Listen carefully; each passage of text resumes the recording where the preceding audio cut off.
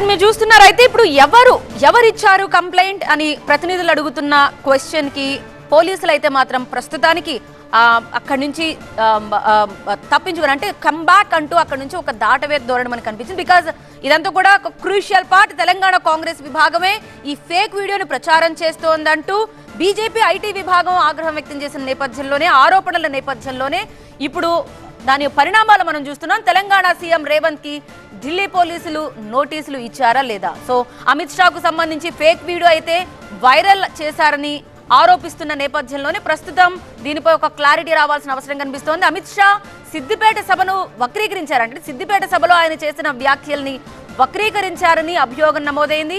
So రిజర్వేషన్లు తొలగిస్తామన్నట్టుగా video వక్రీకరించారు. ఈ fake వీడియోపై కేంద్ర హోంమంత్రిత్వ శాఖ ఎంక్వైరీ స్టార్ట్ చేసింది. తెలంగాణ కాంగ్రెస్ విభాగమే ఈ వీడియోని వైరల్ చేస్తోందని ఆరోపిస్తోంది. అమిత్ షా ఫేక్ వీడియో కేసులో ఇదొక తొలి అరెస్టుగా మనం చూడాలా?